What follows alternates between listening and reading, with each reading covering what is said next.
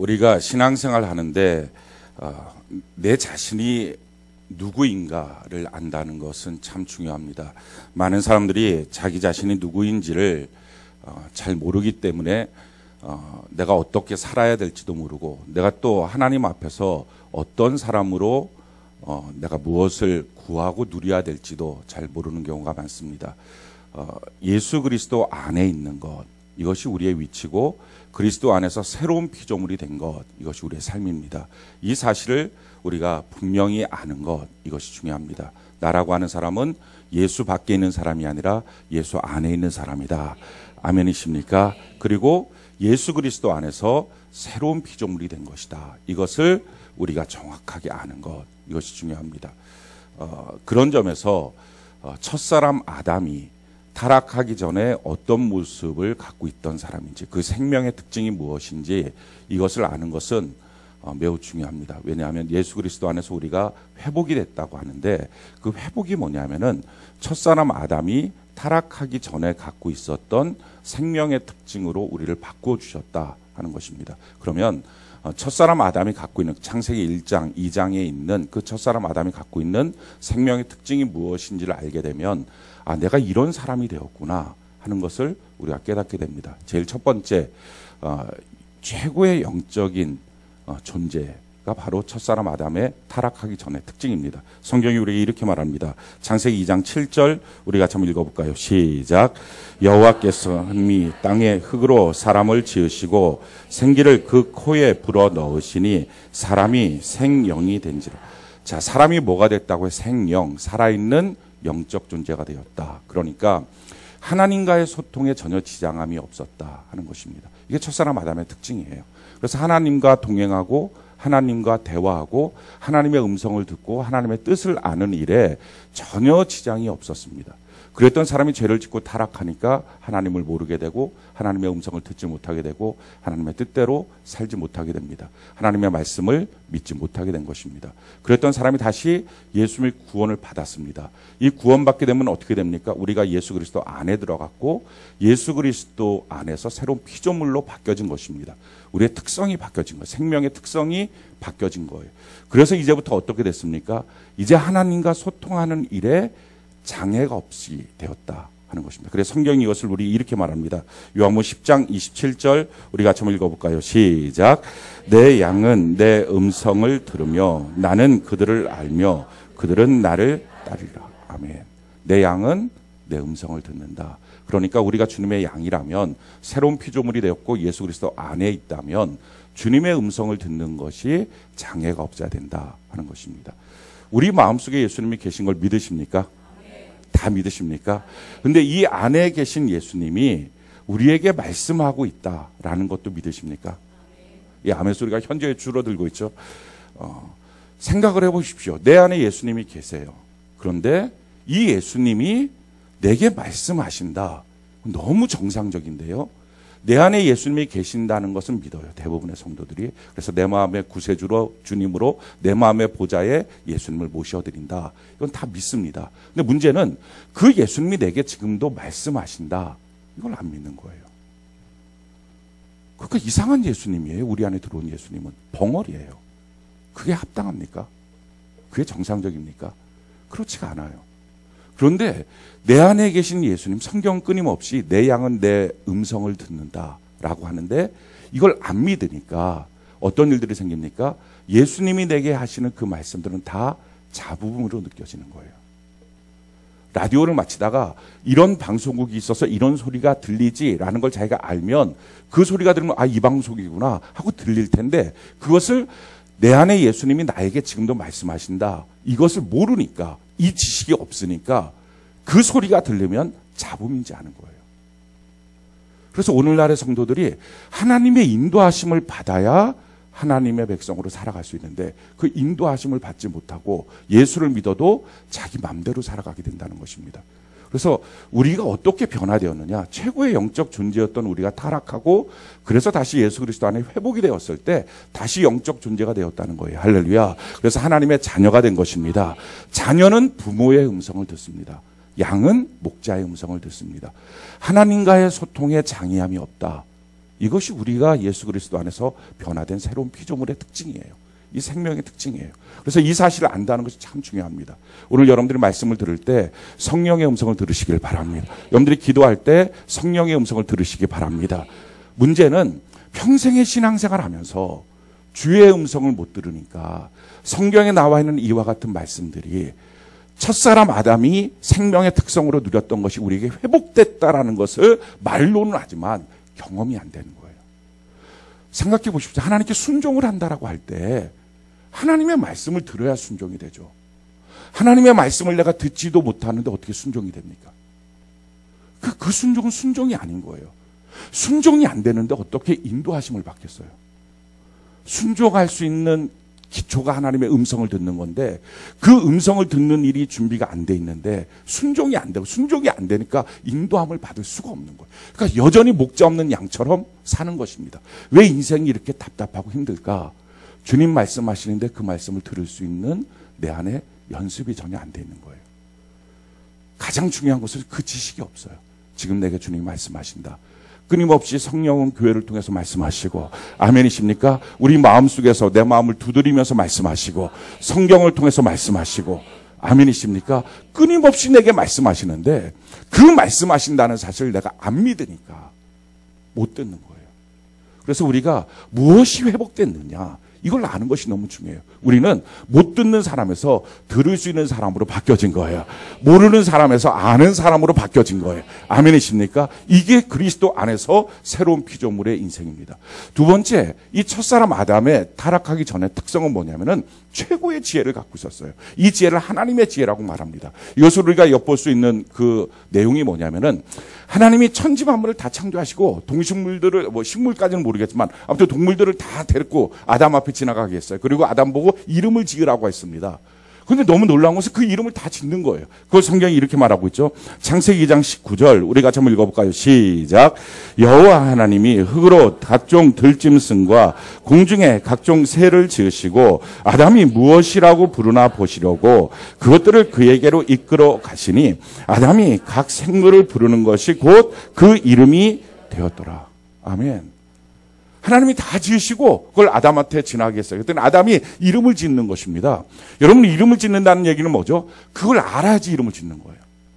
그걸 모르면 이름을 못 지어요. 그러니까 그 생물을 무엇을 만드는데 그 만들의 특징이 뭔지 이건 어디에 쓰이는 건지 뭐 하는 건지 이걸 알아야 거기에 대한 이름을 붙이지 전혀 모르는데 어떻게 이름을 붙이겠어요. 근데 데리고 왔는데 아담이 하나님이 만드신 동물들을 보면서 그 새들을 보면서 뭐 이렇게 뭐 까마귀 뭐 백조 뭐 이런 식으로 이름을 지은 거예요. 호랑이 이런 식으로 이름을 지은 거예요.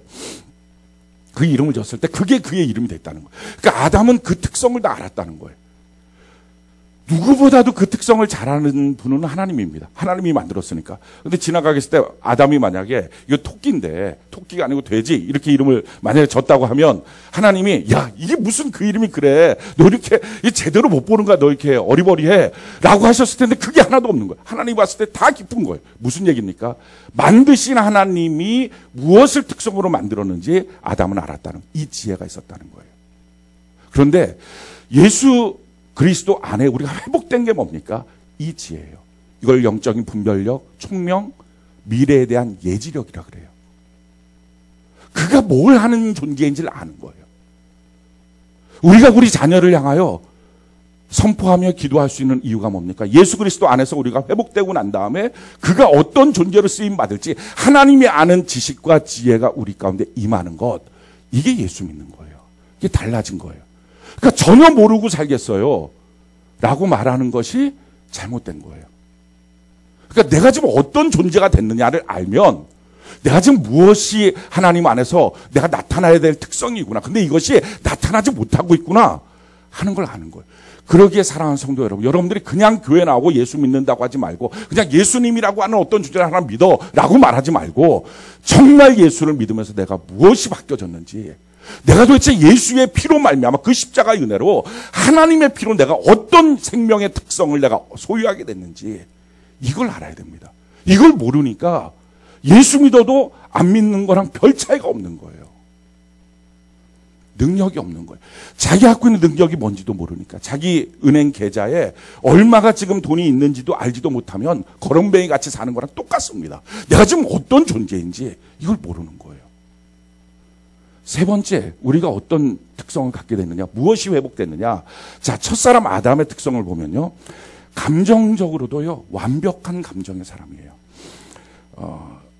사람이 지나가다가 캄캄한데 지나가다가 보면 제일 많이 놀랄 것이 귀신일 줄 알겠지만 귀신이 아니에요.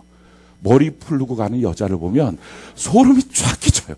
캄캄한데 모르는 여자 머리 풀고 갑자기 비 오는 날에 이렇게 뚜벅뚜벅 비 맞으면서 걸어가는 이 이상한 여자를 보면 소름이 그냥 쫙 끼치는 거예요.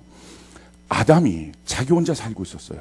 하나님이 그 아담한테 상의한 적도 없어요. 너 배필을 내가 데리고 올게. 너 선 한번 봐라. 이런 말씀 하신 적도 없어요. 그냥 느닷없이 재우시더니 거기서 갈비뼈 하나를 딱 꺼내갖고 그래서 마취를 하고 수술을 해놓고 난 다음에 그 갈비뼈 갖고 여자를 만드신 거예요.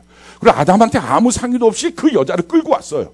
그러면 자기 혼자 살던 세계에서 느닷없이 머리를 쭉 푸는 여자가 뚜벅뚜벅 걸어오는 거예요. 얼마나 놀랄까요? 깜짝 놀라겠죠. 그리고 제일 처음에 나타나는 현상이 뭘까요? 두려움이겠죠. 경계심이겠죠. 쟤 뭘까? 여러분들 동물 같은 거 이렇게 두 마리 갔다가 한 마리 있다가 한 마리 더 놓잖아요. 그럼 서로 이렇게 막 볼 비비고 그거 안 해요. 딱 보면 먼저 한참 째려봐요. 경계하는 거예요. 그러다가 뭔가 좀 냄새도 서로 맡고 이러다가 뭔가 친해지는 거죠. 똑같아요. 그랬을 건데 아담이 어떻게 합니까? 그게 딱 하와가 나오자마자 성경이 이렇게 말하고 있어요. 창세기 2장 22절로 23절 우리 같이 한번 읽어볼까요? 시작. 여호와 하나님이 아담에게서 취하신 그 갈빗대로 여자를 만드시고 그를 아담에게로 이끌어 오시니 아담이 이르되 이는 내 뼈 중에 뼈요 살 중에 살이라 이것을 남자에게서 취하였은즉 여자라 부르리라. 얼마나 감정적으로 건강합니까? 상처가 없는 거예요. 열등감이 없는 거예요. 오해도 안 하는 거예요. 왜, 뭐지? 저 사람이 나한테 무슨 해를 끼칠까? 이 공간을 내가 이제 놓았어야 돼? 뭐 이런 생각에 대한 두려움도 없는 거예요. 그러니까 우리 가운데 있는 이 감정의 뭔가 결핍들, 문제들, 두려움, 외로움, 분노, 이 모든 것들이 사실은 죄의 결과거든요. 여기서부터 해방된 거예요. 회복된 거예요. 그래서 내가 정말 감정적으로 이제는 결핍이 없는 상태로 회복된 예수 그리스도의 새로운 피조물이 되었습니다. 이걸 내가 알고 있느냐 하는 거예요. 이걸 모르니까 자꾸 속아요. 마귀한테. 또 그런 상황이 오면 나는 원래 그랬지. 감정적인 기복이 나는 큰 사람이야. 난 이런 일들이 항상 두려워했던 사람이야. 그러니까 하나님이 날 회복시켜 주셨다는 것을 안 믿고 예전에 있었던 옛사람의 특성만 제가 붙잡고 사는 거예요. 그게 아니에요. 우리가 바뀌어진 거라고요. 네 번째 우리가 어떤 특성으로 바뀌어졌냐? 권위가 완전히 새로워진 거예요. 첫사람 아담의 특징은 뭡니까? 권위가 있었어요. 성경이 이렇게 말합니다. 창세기 1장 28절 우리가 한번 읽어볼까요? 시작. 하나님이 그들에게 복을 주시며 하나님이 그들에게 이르시되 생육하고 번성하여 땅에 충만하라. 땅을 정복하라. 바다의 물고기와 하늘의 새와 땅에 움직이는 모든 생물을 다스리라. 다 다스리는 거예요. 이런 권위, 권세, 이것이 바로 첫사람 아담의 특징입니다. 자, 이런 사람이 죄를 범했어요. 죄를 범하면 어떻게 됩니까? 이 죄가 자기 생명에 들어오죠. 그러다 보니까 마귀에게 속해버린 거예요. 완전히 죄 장아찌가 됐다고 말씀드렸어요. 자기랑 죄랑 분리시킬 수 없는 존재가 되었어요. 그래서 뭐라고 말합니까? 이렇게 죄를 진 사람은 본질상 저주의 인간이라. 이렇게 바뀌어진 거예요. 성경이 우리에게 이렇게 말합니다. 에베소서 2장 2절로 3절 우리 같이 한번 읽어볼까요? 시작. 그때 너희는 그 가운데서 행하여 이 세상 풍조를 따르고 공중의 권세 잡은 자를 따랐으니 곧 지금 불순종의 아들들 가운데서 역사하는 영이라. 전에는 우리도 다 그 가운데서 우리 육체의 욕심을 따라 지내며 육체와 마음에 원하는 것을 하여 다른 이들과 같이 본질상 진노의 자녀, 아주 본질이 본체가 그 생명이 진노 가운데 있는 존재가 되었다라는 것입니다. 이게 죄예요. 그러니까 죄라고 하는 것이 쉬운 문제가 아니에요. 굉장히 우리의 인생을 망가뜨려버린 것입니다. 이 죄가 들어오니까 우리가 마귀에게 속하니까 잃어버린 게 뭡니까? 하나님과의 소통을 잃어버렸어요. 그래서 기도가 뭔지를 모르고 하나님의 말씀이 안 들리고 믿어지지 않고 그대로 살지도 못하고 아무것도 안 된 거예요. 순종도 안 되고. 그 지혜도 없는 거예요. 우리가 갖고 있는 지혜는 어떤 지혜입니까? 열심히 생각해요. 그렇게 생각해서 말을 하면 싸워요. 여러분들이 생각 없이 말해서 싸우는 것보다는 생각하고 말한 것 때문에 싸운 것이 훨씬 더 많습니다. 생각하는 게 뭐죠? 우리가 벼르고 말하는 거예요. 애를 혼내킬 때도 단번에 뭘 보자마자 혼내키면 세게 혼내키질 않아요. 왜 그러니? 뭐 약간 감정적으로 좀 문제가 있다고 보긴 하지만 그냥 이렇게 하고 끝나요. 근데 이런 엄마가 되지 말아야지. 이런 이상한 알량한 생각을 갖고 자기 마음속에 참아요. 또 참고 그래서 참고 또 참지. 그렇게 해놓고 이걸 참아서 없애고 다른 마음을 갖는 게 아니라 이걸 막 벼러요. 그래서 어느 날 아이가 생각할 땐 별 문제가 아니었는데 괜히 아무것도 안 하는 거 하나 툭 건드려 놓으면 그 옛날부터 지금까지 한꺼번에 다 나오는 거예요. 쫙 스토리로. 아이가 기절하는 거예요. 이게 생각해서 인생을 망쳐놓는 거예요.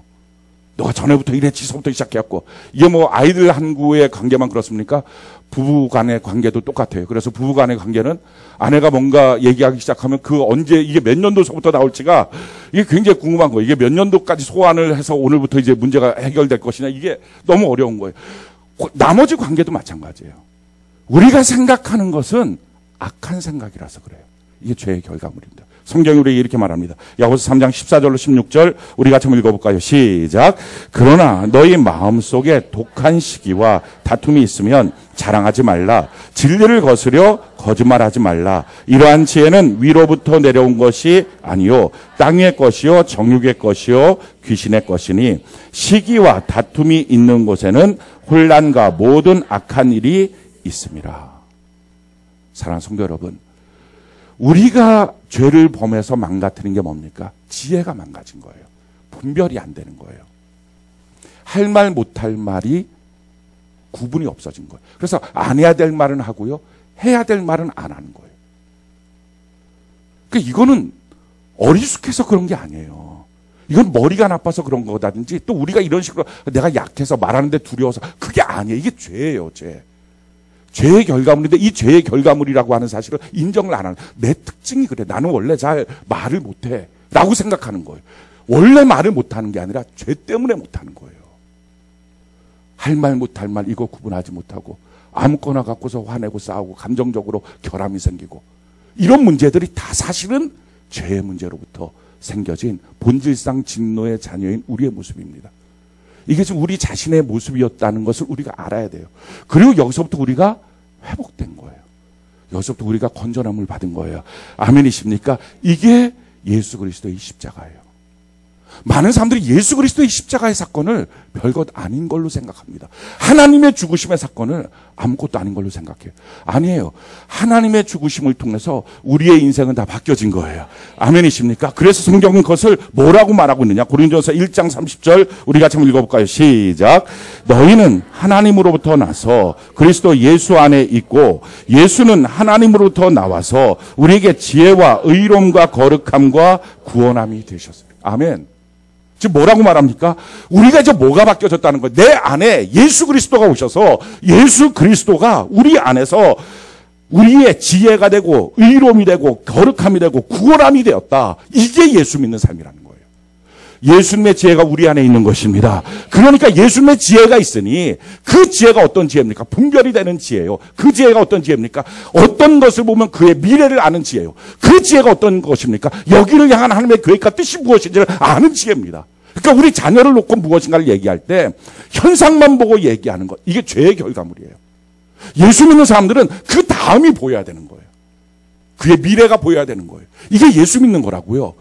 예수 그리스도 안에서 내가 새로운 피조물이 되었다. 내가 하나님의 자녀가 되었다. 내가 예수의 십자가로 말미암아 변화되었다. 라고 하는 것이 얼마나 놀라운 변화인지를 내가 안다면 그걸 구하게 되겠죠. 그걸 내 삶에 나타나도록 해야 되겠다 하는 결심이 생길 겁니다. 근데 이걸 몰라요.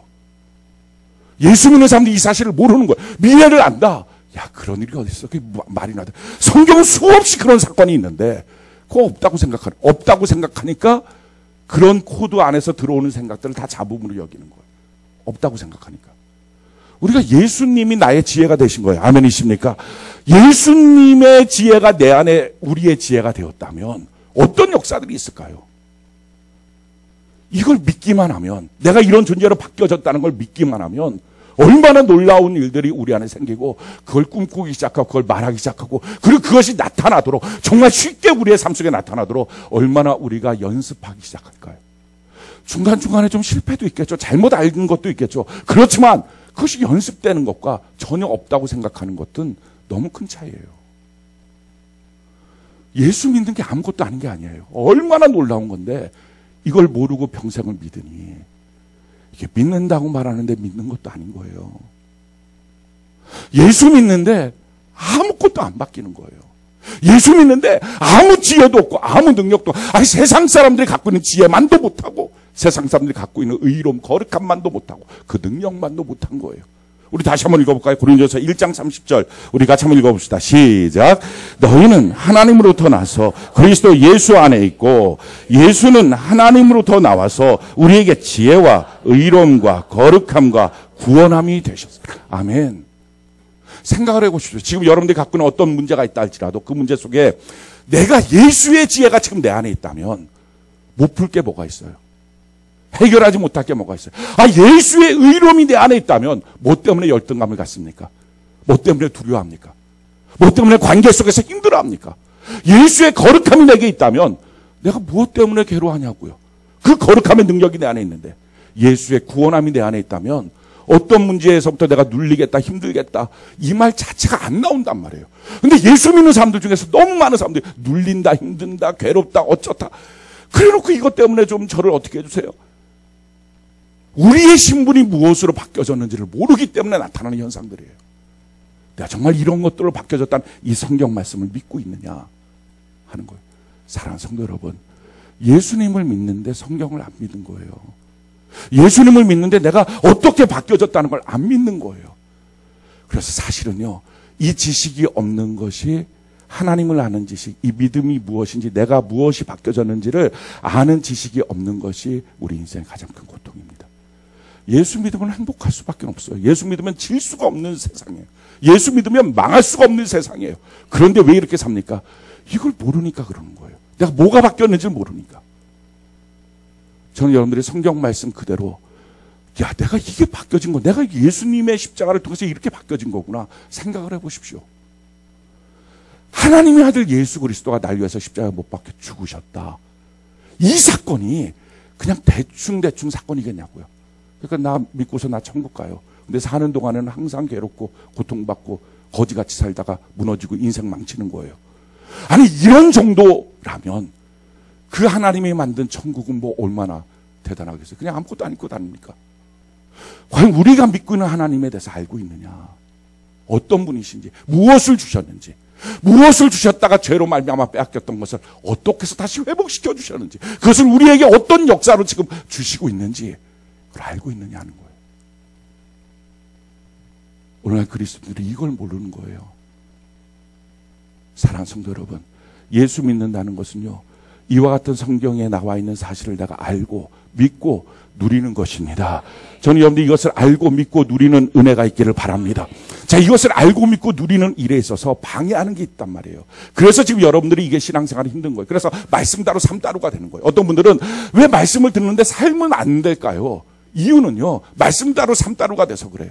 이유는 하나님의 말씀을 들을 때 내 안에 다른 뭐가 있어요. 그게 뭐냐면 거짓 자아예요. 이걸 에고, 그 심리학적 용어로 에고라고 말하는데, 이 에고라고 하는 것은 하나님이 만든 게 아니에요.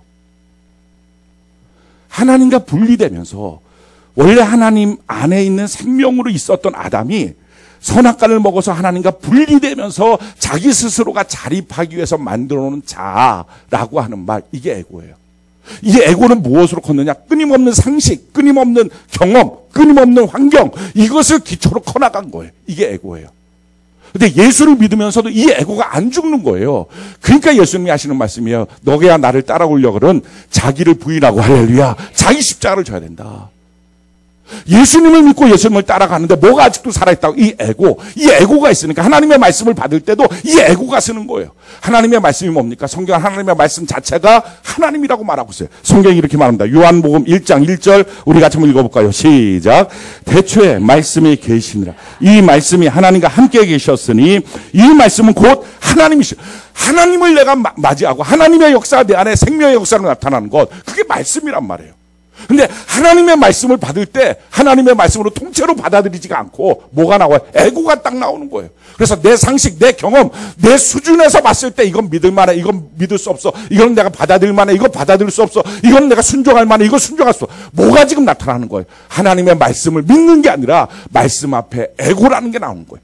내가 이걸 믿을 수 있어, 믿을 수 없어, 순종할 수 있어, 순종할 수 없어의 판단이 뭐예요? 지금까지 살았던 내 경험과 내 수준이에요. 그게 에고예요, 에고. 자기를 부인하고 해야 되는데 이게 안 되는 거예요. 하나님의 말씀은요, 성경은 씨라고 말해요. 씨는 생명이에요. 밭에 떨어지면 그대로 그 씨가 사과 씨면 사과의 열매가 맺는 거예요. 배 씨면 배의 열매가 맺는 거예요. 근데 문제는 하나님의 말씀이 씨고 내 마음이 밭이라 그러는데 그 말씀이 들어왔을 때 열매가 없는 거예요. 이 문제가 지금 왜 생긴 거예요? 내 에고가 나와서 하나님의 말씀이 증거될 때마다 이걸 다 쳐버리는 거예요. 성경은 이것을 사탄에서 다 쪼아먹었다 그러는 거예요. 돌짝밭이라는 것들 때문에 다 없어졌다는 거예요. 가시덤불 밭이라는 것 때문에 다 없어졌다는 거예요. 하나님의 말씀은 씨, 생명인데 생명이 내 안에 들어왔을 때 생명의 역사가 안 일어나요. 성경이 우리에게 이렇게 말합니다. 요한복음 1장 4절 우리 같이 한번 읽어봅시다. 시작. 그 안에 생명이 있었으니 이 생명은 사람들의 빛이라. 하나님의 말씀이 바로 생명인데 생명의 역사가 없는 거예요. 그래서 뭐라고 말합니까? 하나님의 말씀을 듣는 것과 말씀대로 사는 것은 또 다른 일이 돼버린 거예요. 생각을 해보시죠. 밭이라고 하는 것 앞에 씨가 뿌려지면 씨가 뿌려진 일과 그 씨가 자라나는 일이 다른 일이겠냐고요. 이 밭은 다른 결심을 해야 됩니까? 씨가 뿌려졌는데 그 씨가 자라나는 것은 다른 결심을 해야 되겠냐고요. 아니란 말이에요. 씨가 뿌려지면 그 씨가 뿌려진 대로 잘 자라나면 되는 거예요. 비가 오고 거름이 주어지면 그냥 자라나는 거예요. 근데 우리는 어떻게 됩니까? 하나님의 말씀이 씨고 내 마음이 밭인데 말씀이 내 안에 뿌려지는 것과 말씀에 대해서 알고 아멘 하는 것과 순종하며 사는 삶이 분리가 돼버린 거예요. 무엇 때문에? 예고 때문에. 지금도 여러분들이 하나님의 말씀을 받을 때 무엇으로 받냐는 거예요. 이 에고라는 게 살아있어서 할 수 있어, 할 수 없어. 이걸 자기가 먼저 하나님의 말씀을 받을 때 판단해버려요. 좋아, 싫어, 이걸 판단해버리는 거예요. 그냥 말씀이 자기 안에 생명으로 들어와야 되는데 이게 아닌 거예요. 하나님의 말씀이 내게 통째로 들어와야 되는데. 여러분 신앙생활은 그러기에 끊임없는 싸움이 뭡니까? 이 에고와의 싸움이에요. 자기를 부인해야 돼. 할렐루야. 그러니까 예수 그리스도 안에 내가 변화되었다. 하나님의 지혜가 내 안에 있다. 예수의 지혜가 있다. 예수의 능력이 있다. 할렐루야. 예수의 감성이 내 안에 있다. 예수의 권위가 내 안에 있다. 아, 이걸 아는 것, 하나님의 말씀이 이렇게 되어 있는데 우리는 뭐라고 말해? 내 현실을 봐봐. 그게 되나? 안 되잖아. 이렇게 현실을 봐봐. 안 되잖아. 라고 말하는 게 뭐야? 이게 에고라고요. 에고. 근데 문제는 뭐 에고를 따라가고 있다는 거예요. 신앙생활 하면서도. 그러니까 하나님의 말씀을 들을 때 그 말씀이 나는 안 믿어져. 이런 말들을 하는 거예요. 지금 내 삶 속에 그 말씀 안 맞아. 아, 이런 말씀들을 한다는 거예요. 예수 그리스도의 십자가로 내가 얼마나 바뀌어졌고 예수 그리스도 안에 있고 예수 그리스도의 놀라운 새로운 피조물로 내가 바뀌어졌는데 그걸 내가 모르고 있는 거예요. 그러니 나와서 그냥 찬양만 하고 말씀만 본다 그러고 기도만 한다고 해도 여전히 불상 앞에 있는 거랑 무슨 차이가 있냐는 거예요. 우리의 신앙이 과연 이 생명의 역사가 있느냐 하는 거예요. 에고가 죽기 전에는요, 이 생명의 역사가 없어요. 저는 오늘 이 시간 예배 가운데서부터 에고가 죽는 은혜가 있기를 바랍니다. 성경이 우리에게 이렇게 말합니다. 마태복음 16장 24절 우리 같이 한번 읽어봅시다. 시작.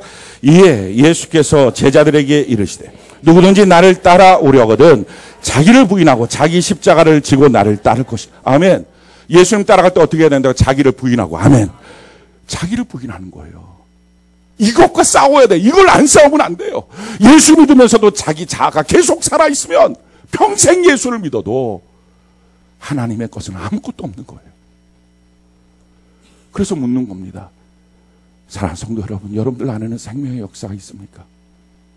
성경이 말하는 그 생명의 역사가 흘러넘치고 있습니까? 생명의 역사가 흘러넘치지 않는 이유가 무엇이라고 생각합니까? 자기 자아가 다 잡아먹은 거예요. 하나님의 말씀을. 이 자아를 무너뜨려야 돼요. 여러분 이 자아를 어떻게 무너뜨릴까요? 성경이 이 자아를 무너뜨리는 방법을 여러 가지로 설명을 했습니다. 제일 첫 번째 방법은요. 믿음의 선포예요. 여러분들 중에 아마 믿음의 선포가 어려우신 분들이 있을 거예요. 왜 어렵느냐? 이걸 말했다가 못 지키면 어떡해? 나는 그렇게 허풍선처럼 말하는 사람 아니야. 이거 말하면 지켜야지. 말했다가 못 지키면 어떡해? 못 지킴은 어떻게라고 말하는 게 뭡니까? 그게 하나님의 말씀일까요? 내 안에 들어온 생명의 역사일까요? 아니에요. 에고예요. 그러니까 성경의 역사는 뭐예요? 이 에고를 무너뜨리기 위해서는 지금 내가 할 수 있느냐 없느냐를 떠나서 하나님의 말씀 앞에 반응하라는 거야. 하나님 말씀 그대로 내가 하겠습니다. 하나님 말씀대로 내가 선포합니다. 라고 하라는 거야. 그랬을 때 이 에고가 계속적으로 자기 안에서 자극이 일어납니다. 너 못할 건데 왜 그런 식으로 말해? 너 안 될 건데 왜 그런 식으로 말해? 그게 뭐야? 이걸 지금 무너뜨려야 되는 거야. 이거를. 안 될 건데 못할 건데 라고 만드는 게 뭡니까? 이게 에고예요. 이게 자아예요. 이게 지금까지 살아왔던 내 인생을 자꾸 그런 틀로 묶어놨던 거예요. 하나님의 말씀이 이렇게 선포되고 있음에도 불구하고 정반대쪽에 서 있는 바로 그거라고요. 사람들은 이제 이걸 붙잡고서 이 에고라고 하는, 이 자아라고 하는 걸 붙잡고서 내가 굉장히 신실한 사람, 내가 그래도 말하면 지키는 사람. 그래서 정말 말해서 지킨 것이 몇 개나 됩니까 또. 성경은 말합니다. 사람의 말을 신뢰할 수 있겠느냐?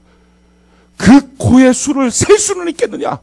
오늘이라도 그 코의 수가 숨 쉬는 것이 막혀버리면 그가 아무리 무슨 말을 해도 죽는 것 아니냐?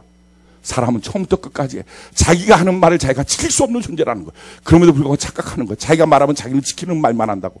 아니에요. 우리는 지키는 말을 하는 존재가 아니라 예수 그리스도를 믿음으로 선포하는 거예요. 예수 그리스도를 믿음으로 하나님의 말씀 앞에 아멘하며 영광을 돌리기 시작하는 거예요. 그게 자아를 죽이는 거예요. 그래서 애굽에서부터 나오는 방법이 뭡니까? 선포예요. 믿음의 선포. 바로 앞에 갖고서 우리 백성 나갑니다. 이게 하나님의 말씀입니다. 전혀 안 되는 상황이잖아요. 말도 안 되는, 무슨 능력으로 나갈 겁니까 거기서. 그런데 선포하라는 거예요. 그러면 하나님의 역사는 나타나기 시작한다는 거예요. 무엇을 무너뜨리는 겁니까? 마귀를 무너뜨리는데요. 그 마귀가 무엇 갖고 노니까? 내 자아를 갖고 노니까. 하나님의 말씀이 들려서 믿어질만 하면 이 자아를 흔들어 버려서 너가 뭘 믿으려고, 너가 지금까지 뭘 했는데, 너가 지금까지 어떻게 살았는데 이걸 할 수 있겠어? 흔들어 버리니까 하나님의 말씀이 내 안에서 다 무효화돼 버리고 마는 거예요. 정말 하나님의 말씀을 믿습니까? 아니면 자기 자신을 믿습니까? 자기 자신으로 느껴진 하나님의 말씀에 대한 감정을 믿고 있습니까? 아니면 정말 하나님의 말씀을 믿습니까? 자신을 믿는 사람입니까? 예수 그리스도를 믿는 사람입니까? 우리는 좀 엄중하게 쳐야 됩니다. 대충대충 하고 넘어갈 수가 없다는 거예요.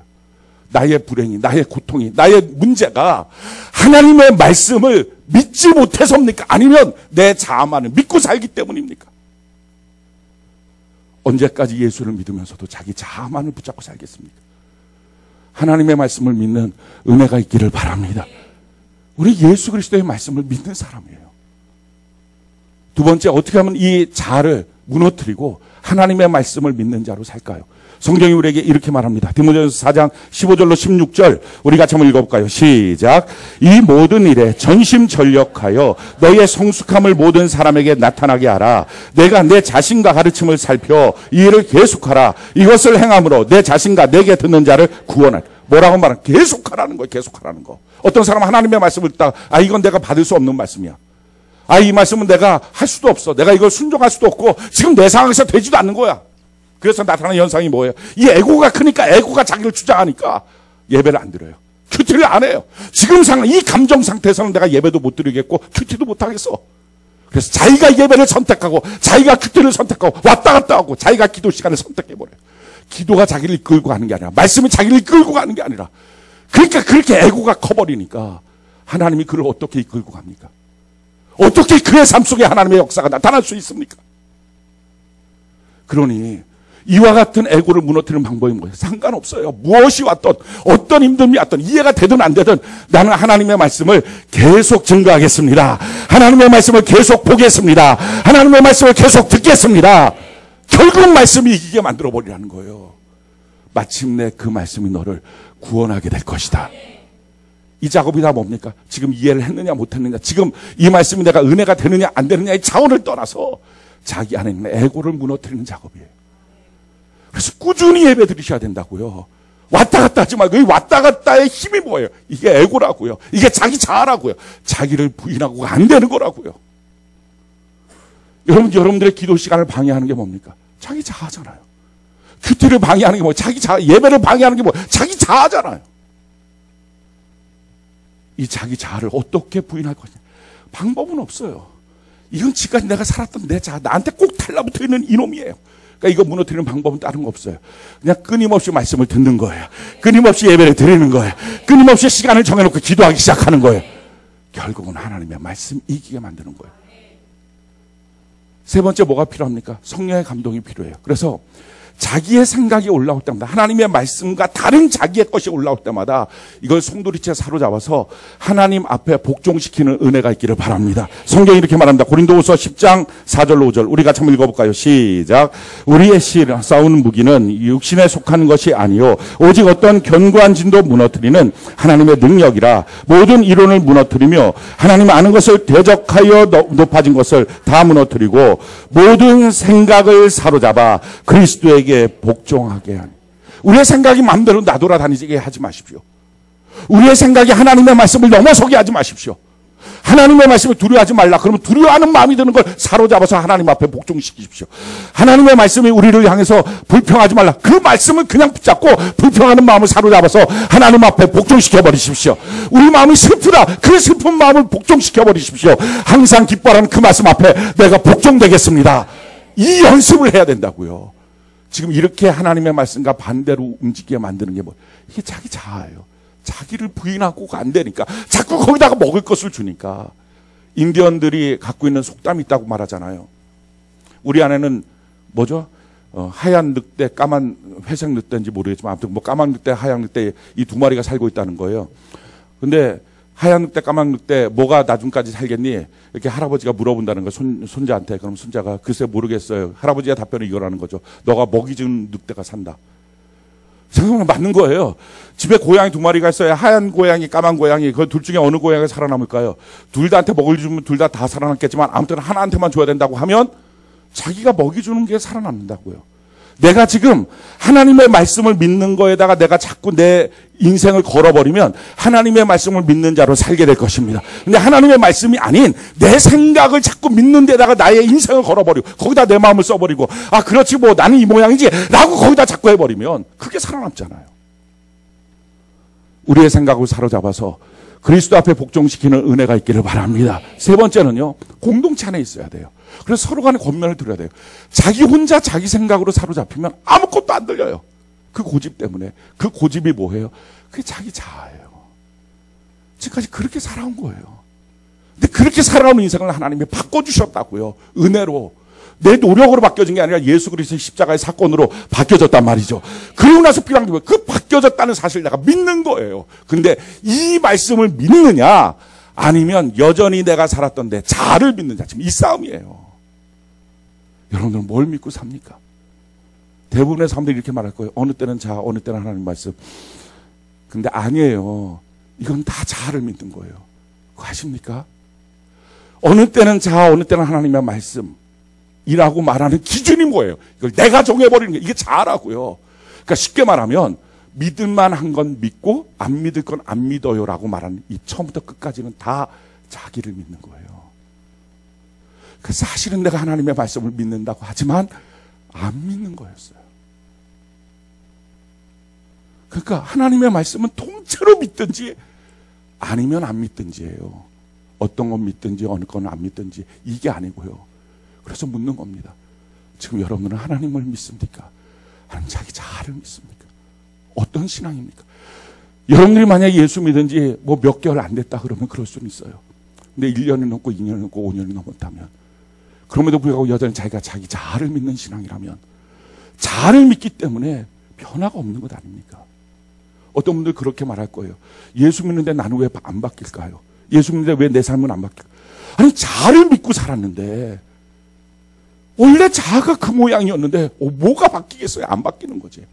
왜 나는 기도를 하는데 안 바뀔까? 아니 자아를 붙잡고 기도했는데 하나님을 붙잡고 기도한 게 아닌데 이거 바뀌어져야 돼요. 사랑하는 성도 여러분, 그래서 알아야 됩니다. 내가 무엇으로 바뀌어진 존재인지 그리고 나의 바뀌어진 것을 대적하는 것이 내 자아라는 것. 그래서 예수님 말씀 그대로 자기를 부인하고 신앙생활을 합시다. 그래서 끊임없이 경계해야 될 것이 이거예요. 이게 내 자기 자아인가? 이게 내 에고인가? 이게 내 고집인가? 이게 내 생각인가? 생각을 갖는 게 아니고요. 믿음을 갖는 거예요. 이게 그리스도인이에요. 자기 생각을 사로잡아 그리스도 앞에 복종시키는 거. 하나님의 말씀에 대한 믿음을 갖는 거. 아마 이 말씀 자체가 여러분들이 이해도 지금 안 되는 분들이 있을 수 있어요. 그게 뭐야? 그럼 뭘 어떻게 하라고? 믿음으로 사는 삶에 대한 훈련이 하나도 안 돼 있어서 그럴 수 있어요. 이걸 해야 돼요, 이제부터. 그렇지 않으면 평생을 신앙생활해도 여전히 자기가 자기를 믿고 사는 거예요. 하나님의 말씀을 믿는 삶. 하나님의 말씀이 그렇다면 그냥 아멘하는 삶. 하나님의 말씀이 씨처럼 들어와서 내 안에 밭 같은 내 마음속에 뿌려져서 그대로 생명의 역사로 이어지는 삶. 이 말씀을 갖고 내가 어떻게 삶에 순종해야 되겠다는 생각 자체가 없이 말씀이 들어오면 그것이 내 삶으로 역사가 나타나는 삶. 생명의 역사가 흘러나는 삶. 이게 돼야 되는 거라고요. 이게 그리스도인의 삶이에요. 성령 안에서 내 생각을 사로잡아 하나님 앞에 복종시키는 것. 공동체 안에서, 그래서 공동체 안에서 자기 생각 말하지 말고요.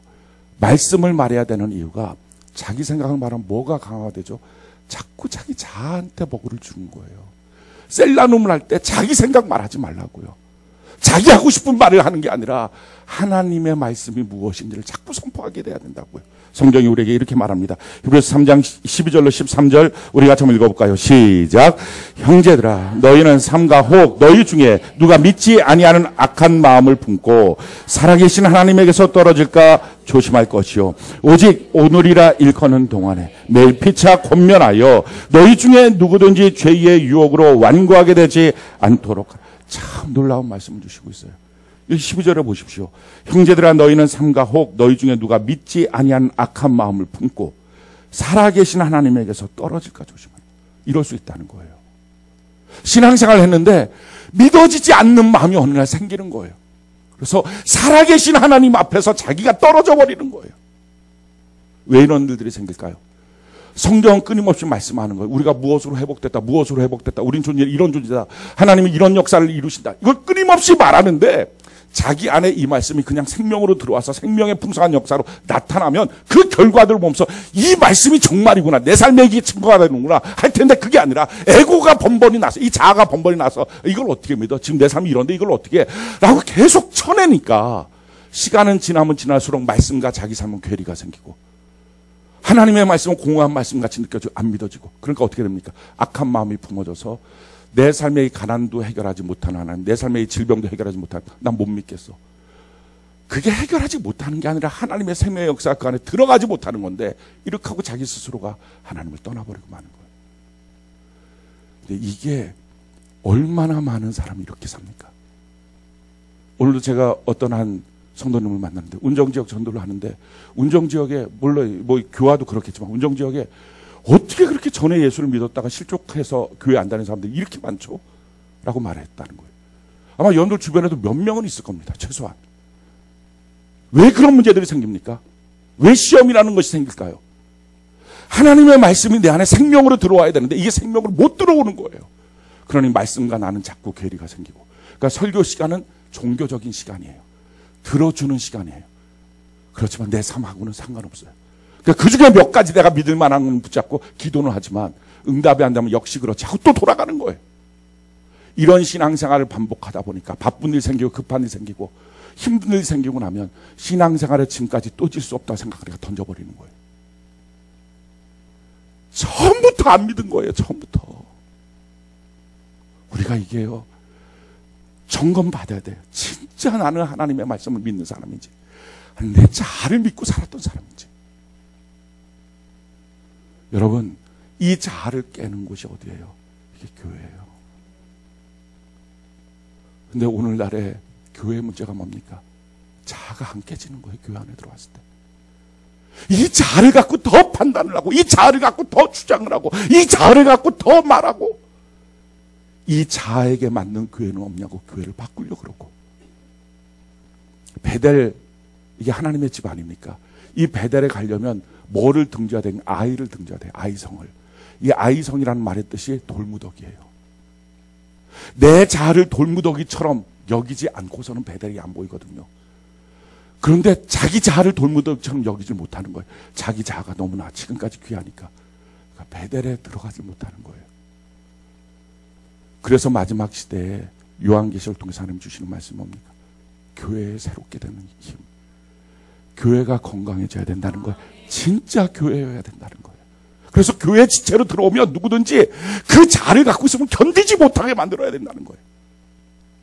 막 어떻게 하든지 그 자가 깨지도록 만들어야 된다는 거예요. 그걸 안 깨지게 그냥 보들보들하게 이렇게 살며시 부드럽고 따뜻하게 이렇게 해놓만 해놓으니 평생을 예수를 믿었는데 하나님의 말씀 한 구절을 믿지 못하는 인생이 되고 말았다는 거예요. 그래서 마지막 요한계시록에 주시는 말씀이 뭡니까? 어떻게 하면 교회가 새로워질까? 어떻게 하면 교회가 교회다워질까? 그래서 요한계시록 전체의 말씀은요, 교회를 개혁하는 말씀이에요. 우리가 이 요한계시록 말씀을 통해서 우리 교회가 하나님의 말씀 그대로 세워지는 교회가 되기를 바랍니다. 여러분들 요한계시록 전체를 읽어보면 우리 입맛에 맞는 교회는 하나도 없어요. 그게 너무 당연하지 않겠어요? 교회의 기능이 지금 뭐라고요? 하나님의 말씀을 믿지 못하게 만들고 순종하지 못하게 만들고 내 자아를 깨는 게 교회인데 어떻게 교회가 내 입맛에 맞겠어요? 내 입맛에 맞는 교회가 돼버리면 더 이상 교회는 교회가 아닌 거예요. 그래서 자꾸 신본주의 공동체, 말씀 중심의 공동체, 왜 나를 이해해 주지 못하냐고. 이해를 해주면 깨지겠습니까? 어떻게 이해를 해주면 그냥 자기가 그냥 확 가서 그냥 벽에 부딪혀서 깨지렵니까? 진짜 이게 과제 아닙니까? 과제? 그러니까 하나님의 말씀이 내 말이 방망이 같지 않냐? 내 말이 칼 같지 않냐? 내 말이 불 같지 않냐?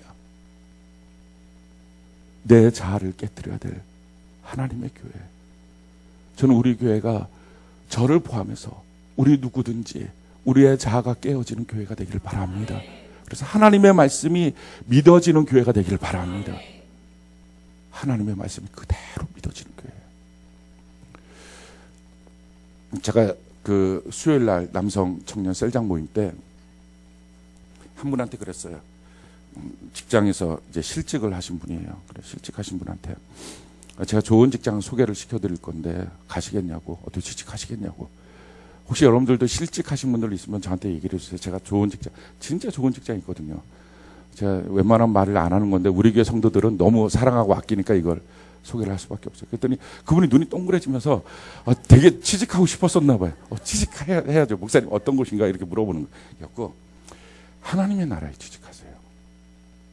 근데 그분이 아멘 하는 거예요. 하나님의 나라. 그래갖고 이제 아침마다 큐티가 달라지셔야 됩니다. 전에는 그냥 큐티하고 하나님 말씀이 이렇구나가 아니라 하나님 아버지라고 이제 부르면 안 되고 하나님 사장님 하나님 나라, 하나님 사장님 오늘 저한테 업무 지시를 내려주세요. 그래갖고 이 성경이 업무 지시서인 거예요. 그걸 보고 오늘 이렇게 하겠습니다 라고 얘기하고 그리고 그렇게 하자는 거죠. 그렇게 하는 거예요. 그렇게 한 달이 지나면 뭘 해야 돼요? 세상 나라에서도 월급을 주잖아요. 그러니까 하나님 앞에 월급을 달라고 해야 되잖아요. 일을 했으니까. 월급을 안 주시면 하나님 이상한 고용주가 되잖아요. 월급을 달라고. 근데 월급은요 기가 막혀요. 하나님이 너희가 무엇을 구하든지 내가 시행하리라. 그러니까 이게 백지수표가 월급인 거예요. 이 비밀을 아십니까? 그래서 예수 믿다가 어느 날 실직하잖아요. 이건 축복이에요.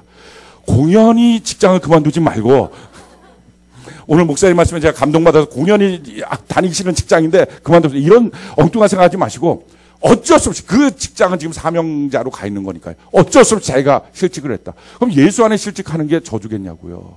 그게 고통이겠냐. 눈을 바꿔보면 내가 이제 하나님의 나라에 취직했구나. 그러고서 이 기간이 몇 년이 될지 어떻게 알겠어요. 근데 그 기간을 한번 즐겨보라고요. 너무 놀라운 사실은 제가 30살부터 33살까지가 하나님 나라에 취직했던 기간. 그 뒤로도 물론 취직은 하고는 있지만 아무튼 결정적인 것은 제가 30살에 취직을 한 거예요. 하나님 앞에. 남들이 보면 백수. 나는 하나님 나라의 직원이에요. 그래서 하나님께 물어봤어요. 하나님 저는 직급이 뭡니까? 뭐 직원입니까? 대리입니까? 과장입니까? 부장입니까? 뭐 이렇게 물어봤어요. 쓸데없는 거 물어보지 말라. 그래요 그냥 알겠습니다. 충성하겠습니다. 이렇게 하고 그냥 있었던 거예요. 거기서. 근데 3년 동안 있는 기간 동안에 5만 원도 받기도 하고 한 달에 10만 원도 받기도 하고 거기서 11조도 내고 주조원금도 내고 감사원금도 내고 한 달을 썼어요. 근데 한 달이 사라지더라는 거예요. 이게 기적인 거예요. 이걸 한번 5만 원을 줄 때는 한번 실행을 해보세요. 이게 가능하다는, 그거를 통해서 깨달아진 게 뭐냐면, 돈 없어도 사네? 그전에는 뭐였어요? 돈 없으면 못 산다 였어요. 돈 없어서 사네? 그러니까 돈이 안 무서워요. 너무 안 무서워해갖고 빚을 많이 진 거예요, 지금. 이 정도로 무서워하지 않으면 안 된다. 이거를 하나님 좀 가르쳐 주시는 것 같긴 해요. 근데 그렇다 할지라도 빚 때문에 또 못하는 건 없어요. 하고 싶은 건 해요. 이번에 우리 냉온풍기 하자고 그래갖고 광고를 했잖아요. 그 광고도 뭐 예배 시간에 광고했습니까? 아니요, 밴드로 그냥 광고했어요. 밴드로 광고하고 난 다음에 지금 실질적으로 입금된 금이 1900 몇십만 원. 그죠? 그렇게 지금 들어왔어요. 그래갖고 아마 뭐 될 것 같긴 해요. 그러나 혹시 이 말이 여러분들에게 헌금하고 싶었던 갈망이 있었으나 이 말을 듣는 순간에 이제 하지 말아야 되겠다 이런 생각이 드는 분들은 그 마음을 고쳐먹고 성령이 주신 감동대로 하시길 바라요. 그런데 이게 돈으로 안 살더라는 거예요. 이게 완전히 다른 거예요, 인생이. 그러니까 하나님의 말씀을 믿어지는 사람, 정말 하나님이 창조주다, 정말 하나님이 전능자시다, 우리를 통치하신다, 이게 정말 믿어지면 삶은 달라져요. 근데 이게 안 믿어지니까 예수도 있어야 되지만 돈도 있어야 돼요, 예수도 있어야 되지만 직장도 있어야 돼요, 예수도 있어야 되지만 가정도 있어야 돼요, 이런 말들을 하는 거예요. 다 이게 뭡니까? 이게 에고, 자기 자아예요. 이게 부인이 안 되니까 그런 것들이 걸릴 때마다 하나님의 말씀대로 못 사는 거예요. 근데 그렇게 못 살다가 어느 날 하나님 만나면, 하나님 저 불쌍하지 않습니까? 저 이렇게 힘들게 살았는데요. 그럼 예수님이 이렇게 말할 거예요. 난 정말 힘들게 널 위해서 내 생명을 줬는데 너는 왜 하나도 못 누렸니? 우리 예수 믿는 사람들이 너무 안 믿고 살아요, 하나님을. 우리가 하나님을 믿는 은혜가 있기를 바랍니다. 하나님의 말씀 그대로를 믿을 수 있는 것. 이게 교회에서 이루어지는 거예요. 자기 자아가 부인되는 것. 저는 우리 교회가 우리 자아가 부인될 수 있는 예수님의 신부, 예수님의 몸인 교회가 되는 은혜가 있기를 바랍니다. 성경이 우리에게 이렇게 말합니다. 에베소 5장 26절로 27절 우리 같이 한번 읽어볼까요? 시작. 이는 곧 물로 씻어 말씀으로 깨끗하게 하사 거룩하게 하시고 자기 앞에 영광스러운 교회로 세우사 티나 주름 잡힌 것이나 이런 것들이 없이 거룩하고 흠이 없게 하려 하시며. 아멘. 이 영광스러운 교회 아십니까? 우리가 꿈꿔야 될 교회가 바로 이런 교회라는 거. 하나님이 우리에게 주시길 원하시는 교회가 바로 이런 교회라는 거. 그래서 우리 교회 안에 들어오면 새롭게 들어온 누구든지 간에 다 새롭게 들어온 사람 예수 그리스도 안에서 믿지만 자기 자아가 다 있는 사람들 아닙니까? 자기의 고집이 다 있고 자기의 생각이 다 있어서 그만큼으로 예수 믿겠다고 하는 사람들 아닙니까? 근데 그들 앞에 먼저 믿은 사람들이 예수 믿는 것이 무엇인지, 하나님의 말씀이 그냥 통째로 들어와서 이게 생명의 역사로 나타나는 것, 그것이 무엇인지를 보여주기 시작하면, 야, 이런 거구나. 너의 문제는 너의 자아야. 자기를 부인해야 돼. 이제 말로만이 아니라 우리의 삶으로 증거되고 보여지기 시작하면 얼마나 많은 사람들이 예수의 그 풍성한 생명 안에 들어올까요? 예수 믿는다는 것이 뭔지를 아냐는 거예요, 진짜. 너무 많은 사람들이 예수 믿는 것을 모르고 사는 거예요. 그건 한순간의 종교가 아니에요. 만약에 우리가 평생을 그냥 종교로 살면요, 분명히 어느 때 가서는 히브리서의 말씀처럼 악한 마음을 품고 우리에게 힘들고 견디기 어려운 때가 다가오면 예수 믿는 거 정말 힘들겠다고 못하겠다고, 예수는 믿는다고 말하면서도 예배는 안 가고, 예수는 믿는다고 말하면서도 하나님을 믿는 믿음이 뭔지에 대한 증명도 없고 다 아깝고 이렇게 산다고요. 그런 사람들이 이 땅에 너무 많잖아요. 우리라고 그렇게 안 된다는 보장이 어디 있습니까? 이제 우리가 하나님의 말씀을 믿는 사람으로 바뀌어지는 은혜가 있기를 바랍니다. 교회를 우리가 봐야 돼요. 정말 교회가 하나님이 쓰실 수 있는 교회인가? 우리가 지난주에 에베소 교회를 봤습니다. 그 에베소 교회의 책망받았던 내용이 뭡니까? 우리가 한번 동일하게 우리 점검해 봤으면 좋겠어요. 자, 에베소 5장, 요한계시록 2장 4절 5절 우리 같이 한번 읽어볼까요? 요한계시록 2장 4절 5절 같이 한 목소리 시작.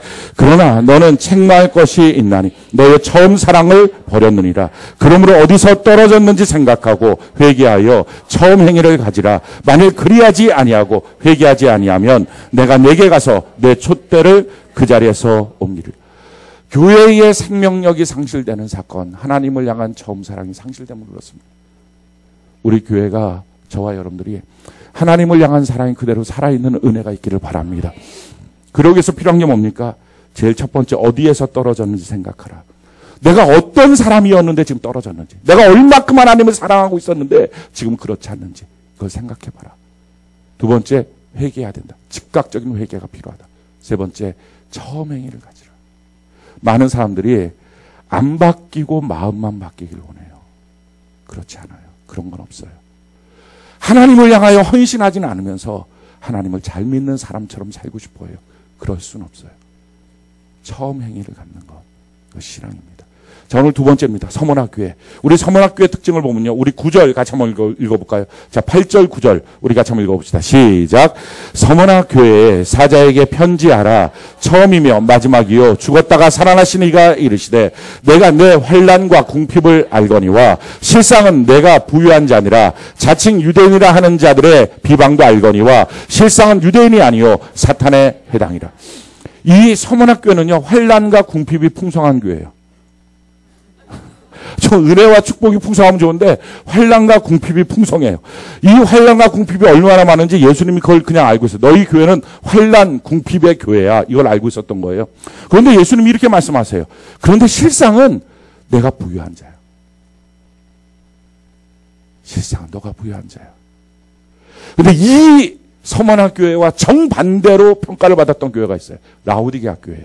이 라오디게아 교회를 향해서 예수님이 이렇게 말씀하십니다. 요한계시록 3장 17절 우리 같이 한번 읽어볼까요? 시작. 내가 말하기를 나는 부자라 부유하여 부족한 것이 없다나 내 곤고한 것과 가련한 것과 가난한 것과 눈먼 것과 벌거벗은 것을 알지 못합니다. 그러니까 예수님의 시각과 우리의 시각이 다를 수 있다는 것입니다. 여러분들이 부유합니까? 궁핍합니까? 편안합니까? 환난이 많습니까? 이 시각이 예수님의 시각과 우리의 시각이 다를 수 있다는 거예요. 지금 예수님은 나를 뭐라고 평가하실까? 나 지금 가난한데 예수님 지금 나를 보면서 넌 부유한 자야 라고 평가하실까? 이번 달은 그래도 살만한데? 라고 말할 때 예수님이 너는 참 가난하구나 이렇게 평가하실까? 요즘에 내 삶은 참 편안해요. 문제가 없어요. 라고 할 때 예수님 넌 참 불안하다 라고 평가하실까? 난 너무 환난 속에 있어요. 넌 참 은혜가 많은 자구나. 뭐라고 주님이 말씀하실까? 성경이 우리에게 이렇게 말합니다. 누가복음 12장 20절로 21절 우리 같이 한번 읽어볼까요? 시작. 하나님은 이르시되 어리석은 자여 오늘 밤에 내 영혼을 도로 찾으리니 그러면 내 준비한 것이 누구의 것이 되겠느냐 하셨으니 자기를 위하여 재물을 쌓아두고 하나님께 대하여 부유하지 못한 자가 이와 같다. 자기와 하나님 지금 어디에 재물을 쌓아두고 있는 사람이냐. 여기에 따른 평가였다 하는 것입니다. 이 서문학교회는요. 황제 숭배가 심각했던 도시가 서문합니다. 거기서 유대인들이 그 상인 조합 길드를 만들었는데 그들이 자꾸 이 그리스도인들을 모함하고 비방하고 괴롭히고 잡아가게 만들고 죽이고 너무 가난했던 거예요. 교회 전체가 다 가난했어요. 그럼에도 불구하고 예수님 말씀하십니다. 너희 안 가난해. 너희가 참 부유한 자야. 우리가 주님 앞에 이런 칭호를 받는 은혜가 있기를 바랍니다. 우리가 세상에서의 거부가 아니라 하나님의 거부가 있는 은혜가 있기를 바랍니다. 성경이 이렇게 말하는데 고린도후서 6장 9절로 10절 우리 같이 한번 읽어볼까요? 시작. 무명한 자 같으나 유명한 자 죽은 자 같으나 보라 우리가 살아있고 징계를 받은 자 같으나 죽임을 당하지 아니하고 근심하는 자 같으나 항상 기뻐하고 가난한 자 같으나 많은 사람을 부유하게 하고 아무것도 없는 자 같으나 모든 것을 가진 자. 그래서 묻습니다. 여러분이 성경에서 주시는 이 말씀대로 너가 아무것도 없는데 다 가진 자야. 너 무명한 자 같은데 유명한 자야 라고 말할 때 아멘 주여 감사합니다 하겠는지 다 좋은데요. 그래도 유명하고 싶어요. 뭐가 있는지 마음속에. 그게 뭐라고요? 하나님의 말씀 앞에서 그것이 인정되지 못하는 것. 이게 에고, 이게 자아예요. 그게 우리의 신앙을 망가뜨리고 우리의 인생을 망가뜨리는 거예요. 하나님의 말씀을 자꾸 시대착오적이라고 느끼는 것. 하나님의 말씀을 자꾸 자기의 삶과 가정 안에서 그 말씀 그대로 적용하면 내가 너무 힘들 것 같다라고 여겨지는 그 자아. 그걸 부인하지 않으면 신앙생활은 처음부터 안 한 거예요. 정말 예수를 믿고 있느냐 하는 것입니다. 이 말씀 이대로 너가 환난과 궁핍이 많으나 너는 실상 부유한 자야. 이 말씀이 아멘이 될 수 있는 사람이냐. 저는 우리 교회가 이 말씀이 아멘이 되는 교회가 되는 은혜가 있기를 바랍니다. 그러면서 말합니다. 유대인이라 하는 자들의 비방도 알거니와 실상은 유대인이 아니고 사탄의 회당이다. 겉사람만 보는 게 아니라 그 안에서 작동하고 있는 악한 마귀의 영적 세력이 무엇인지를 분별할 수 있는 눈. 자기 안에서 지금 어떤 영의 도전이 있는지를 아는 눈. 사랑하는 성도 여러분, 내가 무엇인가를 말하고 판단하고 결정할 때 우리 안에는 지금 어떤 영이 움직일까요? 그걸 분별해야 됩니다. 이걸 분별하지 못하고 맨날 속지 말고 자기 안에 미움과 분노의 영이 작동하는지, 자기 안에 하나님의 은혜와 성령의 역사가 지금 작동하는지, 죄와 사망의 법이 작동하는지, 생명의 성령의 법이 작동하는지 자기를 보라고요. 내 마음 안에서 일어나고 있는 지금 법이 어떤 게 일어나고 있는지, 영적 세력이 지금 무엇인지, 우리 가정 안에서 일어나고 있는 영적 세력은 무엇인지 분별해야 됩니다. 그렇지 않으면 속는 거예요. 너희가 지금 유대인으로 보이니? 아니야, 그건 사탄의 회당이야. 그러면서 하나님 주시는 말씀이에요. 우리 10절 우리 같이 한번 읽어볼까요? 10절, 11절 우리 같이 한번 읽어볼까요? 시작. 너는 장차 받을 고난을 두려워하지 말라. 볼지어다 마귀가 장차 너희 가운데서 몇 사람을 옥에 던져 시험을 받게 하리니 너희가 10일 동안 환난을 받으리라. 내가 죽도록 충성하라. 그러면 내가 생명의 관을 내게 주리라. 귀 있는 자는 성령이 교회들에게 하시는 말씀을 들을지어다. 이기는 자는 둘째 사망을 받지 아니하리라. 우리 주님이 하시는 말씀입니다. 너는 장차 받을 고난을 두려워하지 말라. 고난 두려워하지 말라는 거예요. 사랑하는 성도 여러분, 우리가 이 자아의 끊임없는 고민이 뭐예요? 두려움이에요. 잘 살까? 못 살까? 이 두려움. 우리 아이는 잘 될까? 못 될까? 끊임없는 이거. 이러다 보니까 자기가 판단하게 되고 이게 자기 인생을 다 망쳐버리는 거예요. 여러분, 우리 삶에 무엇이 다가와도 두려워하지 않는 은혜가 있기를 바랍니다. 우리 주님이 이렇게 말씀하시잖아요. 우리 8절 같이 한번 읽어볼까요? 시작. 서머나 교회 사자에게 편지하라. 처음이며 마지막이요. 죽었다가 살아나시니까. 처음이며 마지막이래요. 우리 주님이 끝을 붙잡고 계십니다. 그러니까 두려워하지 않는 은혜가 있기를 바랍니다. 죽어도 괜찮습니다. 우리 주님이 다시 살려주십니다. 두려워하지 않는 은혜가 있기를 바랍니다. 그러니까 고난이 와도 두려워하지 말라라는 거예요. 왜 두려워하지 않아야 될 것이냐? 두 가지로 말씀하고 계세요. 제일 첫 번째 뭐라고 말씀합니까? 볼지어다 마귀가 장차 너희 가운데 몇 사람을 오게 던져 시험을 받게 하리니. 이것 때문에 두려워하지 말라는 거예요. 이 말의 뜻은 그러면 우리 다가 고난받는 건 아니고 몇 명이구나. 나만 아니면 돼. 뭐 이런 생각들을 가지면서 두려워하지 말자. 그 말이 아니에요. 분명한 것은 몇 명만 고난받습니다. 그런데 그 몇 명을 지금 뽑아서 고난을 시키는 거예요. 그들이 누구예요? 대표예요. 사랑하는 성도 여러분, 내가 무엇인가를 고난받을 때 어쩌다 내 인생은 이렇게 힘들어? 나는 왜 이렇게 저주받았나? 죄값인가? 내가 무능해서 그러나? 부모를 잘못 만났나? 그게 아니고요. 우리가 고난받을 때 생각을 바꾸셔야 됩니다. 내가 대표구나. 내가 우리 교회 성도들 가운데 대표구나. 이걸 아는 순간에 어떻게 됩니까? 그럼 내가 이 고난을 받을 때 멋지게 받아보자 한번. 대표인데. 대표답게. 병도 한번 대표답게 그냥. 그렇죠? 가난도 한번 대표답게. 아니, 최소한 고난이 왔을 때 이 고난 가운데 어떤 모습을 보여야 성도 같을까? 나를 대표로 뽑아주셨다면. 그러니까 고난받는 사람이 부러워요? 안 받는 사람이 부러워요? 이럴 때 안 받는 사람이 부러워요가 에고예요. 그걸 잡아 죽여야 되는, 그게 교회라고요. 잡아 죽여야 돼. 이게 좀 너무 심각한 말입니까? 아니에요. 그거 언제까지 살려두려고 그거를. 생각해 보십시오. 그러니까 이게 하나님의 말씀 앞에 끊임없이 우리가 반대로 말하는 거예요. 무슨 말인지 알겠죠? 우리 안에는 이 에고, 이 자는 하나님의 말씀이 선포될 때마다 에이, 이게 나오는 거예요. 그래도 안 받는 게 더 낫지. 그래도 고난 없는 게 더 낫지. 이게 자꾸 있는 거예요. 자꾸. 정말 고난 없는 게 더 낫겠냐는 거예요. 주님 앞에 섰을 때, 그 천국문 앞에 섰을 때 아무 고난 없는 그냥 사람과 대표로 뽑아서 고난을 통과한 사람이 받을 대우가 같겠냐고요. 이게 믿어지면 그렇습니다. 주님, 내가 고난이 몰려와도 난 이거 너무 감사할 수 있을 것 같아요. 고백이 되지 않겠냐고요. 그 마음이 있으니까 순교가 되는 거예요. 이 몇 사람 중에 한 사람이 바로 폴리캅이었어요. 우리가 잘 아는 이 폴리캅이라고 하는 사람, 서머나교회 담임 목사님이었습니다. 그 사람을 잡아갖고 화형을 시킨다는 거예요. 근데 그 폴리캅한테 이렇게 말했어요. 너 화형 안 시킬 거니까 한 번만 부인해. 그리고 다시 가서 목회해도 돼. 예수 다시 믿어도 돼. 괜찮아. 그다음부터 너 터치 안 할게. 너만 한 번만 부인하면 돼. 그럼 나머지 사람들 다 살릴게. 그때 그 폴리캅이 이렇게 사형수한테 말하는 거예요. 그 사형 담당 집행관한테. 우리 주님은 지금까지 나를 한 번도 배신한 적이 없습니다.